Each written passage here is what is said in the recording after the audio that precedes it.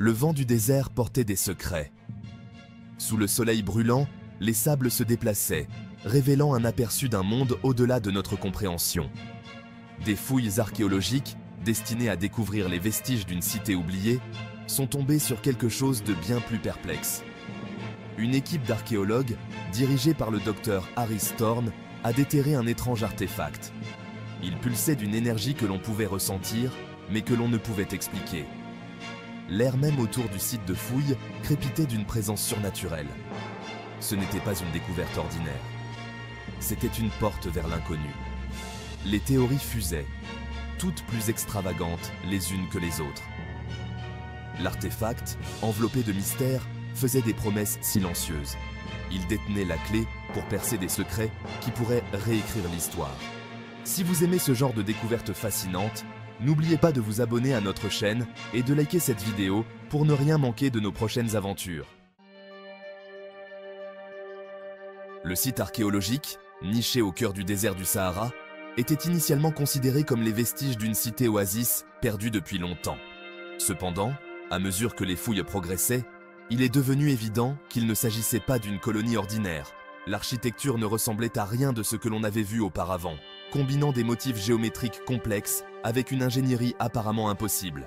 L'artefact lui-même a été découvert dans une chambre cachée, enfouie profondément sous le sable. C'était un objet métallique, à peu près sphérique, avec des glyphes pulsants qui semblaient en se déplacer et changer. Le métal ne ressemblait à aucun élément connu, résistant à toutes les tentatives d'analyse.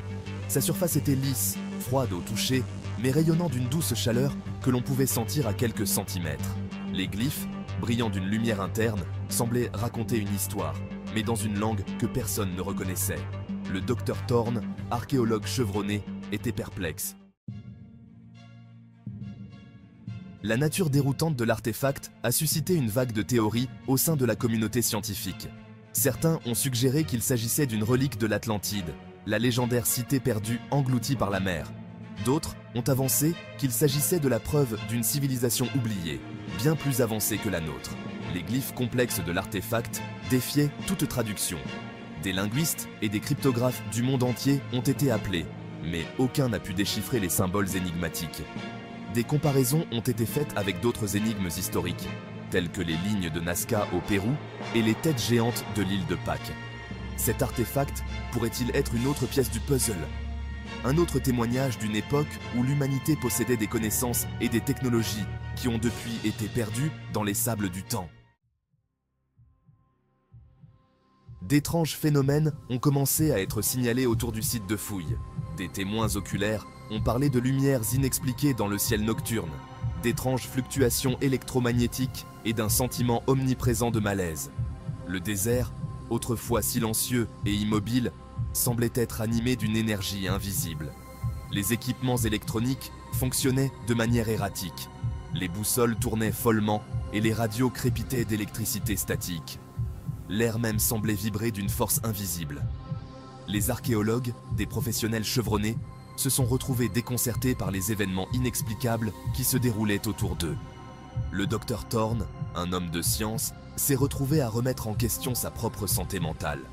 L'artefact semblait être l'épicentre de ces étranges événements, sa présence déformant le tissu même de la réalité.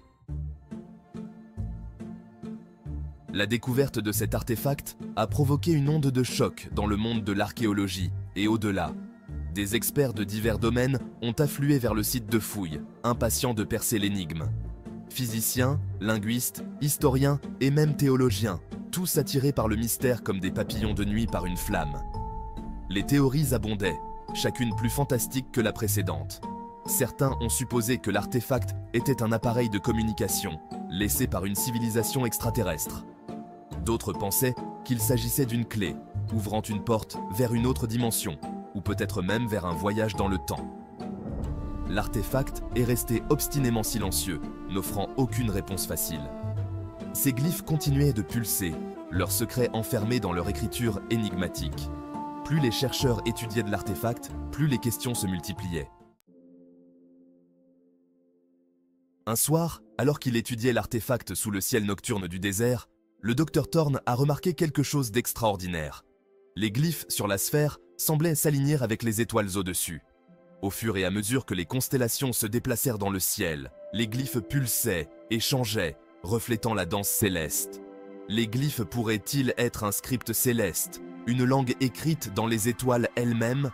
Cette prise de conscience a donné des frissons au Dr Thorne. Les implications étaient stupéfiantes. Si les glyphes étaient effectivement une langue céleste, alors l'artefact pourrait être une carte, un guide du cosmos. Le Dr Thorne, avec l'aide d'un astronome, a commencé à cartographier les mouvements des glyphes par rapport aux étoiles. Ils ont découvert que les glyphes correspondaient à une constellation spécifique, une constellation qui n'était pas visible de la Terre à l'œil nu. Cette découverte a ajouté une autre couche au mystère. Si vous aimez ce genre de découverte fascinante, n'oubliez pas de vous abonner à notre chaîne et de liker cette vidéo pour plus de contenu incroyable. Au fur et à mesure que les recherches se poursuivaient, l'artefact a révélé un autre secret étonnant. Il émettait une faible fréquence aiguë, indétectable à l'oreille humaine, mais mesurable avec un équipement spécialisé. La fréquence pulsait rythmiquement, comme un battement de cœur, faisant écho au rythme des glyphes. L'analyse de la fréquence a révélé un modèle mathématique complexe, qui défiait la compréhension conventionnelle. Les mathématiciens et les physiciens ont été déconcertés par sa complexité. Le modèle semblait coder de vastes quantités d'informations, mais dans une langue qu'ils ne pouvaient déchiffrer. La fréquence, comme les glyphes, semblait détenir une clé pour percer les secrets de l'artefact. Mais la clé restait insaisissable, juste hors de portée. Le Dr Thorne, malgré sa frustration croissante, restait déterminé à percer le mystère. La découverte de l'artefact a ouvert une boîte de Pandore, remettant en question notre compréhension de l'univers et notre place en son sein. Était-ce un message des étoiles, une relique d'un âge oublié, ou quelque chose au-delà de notre compréhension? L'artefact, dans son silence, en disait long. Il murmurait des possibilités au-delà de nos rêves les plus fous.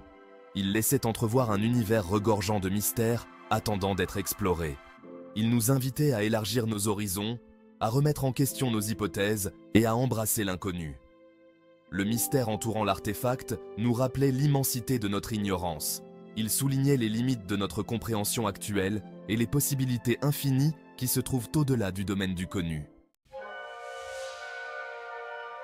Malgré l'examen minutieux et les innombrables théories, la véritable nature de l'artefact restait insaisissable. Il refusait obstinément de livrer ses secrets, laissant les chercheurs dans un état d'émerveillement et de frustration perpétuelle. Le mystère, comme une ombre qui s'étend, s'étendait à travers le désert, obscurcissant la vérité. Les phénomènes inexpliqués continuaient autour du site de fouille, ajoutant à l'atmosphère de mystère. Le désert semblait murmurer des secrets, mais dans une langue que personne ne pouvait comprendre. Les murmures étaient reportés par le vent, résonnant à travers les dunes, un rappel constant des forces inconnues en jeu. Les tribus bédouines locales continuent contre le pouvoir de l'artefact, leur voix noyée par le vacarme de la recherche scientifique. Elles parlaient d'anciennes prophéties, d'une époque où le désert se réveillerait et révélerait ses secrets. Leurs avertissements, autrefois rejetés comme des superstitions, avaient désormais un poids effrayant. La découverte de l'artefact n'était pas une fin, mais un commencement. C'était un appel à l'exploration, une invitation à approfondir les mystères de l'univers. C'était un défi lancé à la communauté scientifique pour repousser les limites de la connaissance, pour chercher des réponses à des questions que nous n'avons même pas encore commencé à poser.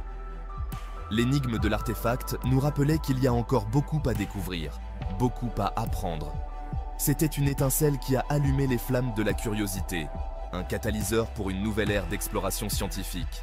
C'était un phare, nous guidant vers l'inconnu, nous invitant à nous aventurer au-delà des rives familières de notre compréhension actuelle. Le mystère entourant l'artefact était un cadeau, un défi et une opportunité. C'était un témoignage de l'esprit indomptable de la recherche humaine, de notre désir inné de comprendre l'univers et notre place en son sein. L'histoire de l'artefact est loin d'être terminée. Si vous avez aimé cette vidéo, n'oubliez pas de vous abonner à notre chaîne et de laisser un like. Merci de nous suivre dans cette aventure de découverte.